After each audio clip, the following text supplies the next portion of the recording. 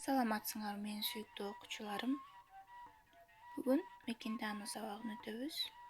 Бул сабакта жергиликтүү белгилер боюнча багыт алуу, аймактын планы деген темалар менен таанышабыз. Жергиликтүү белгилер боюнча таанышып, аймактын планын түзгөнгө үйрөнөсүңөр. План жазууга, шарттуу белгилерди коюуга көнүгөсүңөр. Биримдикте иштөөгө тарбияланасыңар. Жергиликтүү белгилер боюнча багыт алуу. Дарактын түштүк тарабындагы шактары коюу жана узун. Түштө күн түштүктө болот. Демек, көлөкө бизге түндүк багытты көрсөтөт. Мына ушул сүрөттө кайсыл жак түштүк, түндүк, батыш, чыгыш 4 тарапты көрсөтүп белгилеп турат. Кумурскалар уюгун түштүк тараптан курат. Ал жак жылуураак болот. Салкын, көлөкөлүү жана нымдуу жерлерди балыр басат. Ошондуктан ал дайым чоң таштардын түндүк тарабына өсүп чыгат. Аймактын планы. Көп кылымдар мурда адамдар жашаган жеринен алыска чыкканда кайра келүү үчүн жолду эстеп калууга аракеттенишкен. Аскаларга, таштарга, капчыгайлардын бооруна, кайыңдын кабыгына, жаныбарлардын терисине курчап турган чөйрөнүн сүрөтүн тартып коюшкан. Аңчылык кылган жерин өздөрү басып өткөн маршрутту белгилешкен. Булар аймактын алгачкы планы болгон. Азыркы учурда аймактын планы үй жана жол курууда, талааны айдоодо, жүрүштөрдө кеңири колдонулат. Аймактын планы батирдин, кыштактын, шаардын планы болот.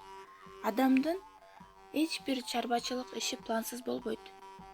План бул шарттуу белгилер менен тегиздикте аймактын анча чоң эмес участогун сүрөттөө. Планда бардык нерселер кичирейтилген түрдө сүрөттөлөт.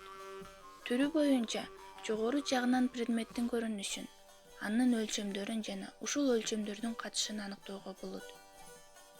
Жебе менен түндүк түштүк багыты белгиленип, предметтердин жайгашуусу көрсөтүлөт.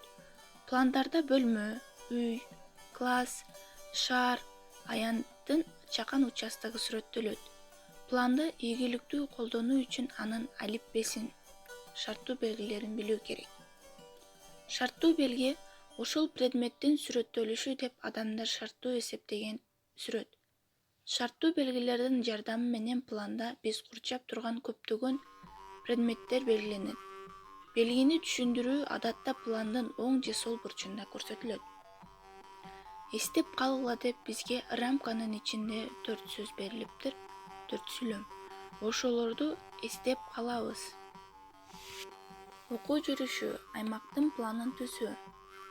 Сүрөттү карасаңар, сүрөттөн эмнени көрүп турасыңар? Жебе көрсөтүп турган объекттерди атагыла. Нускаманын көңүл коюп окугула жана ошондон кийин гана тапшырманы аткарууга киришкиле. Аймактын планын түзүү боюнча нускама деп түшүндүрмө берилиптир.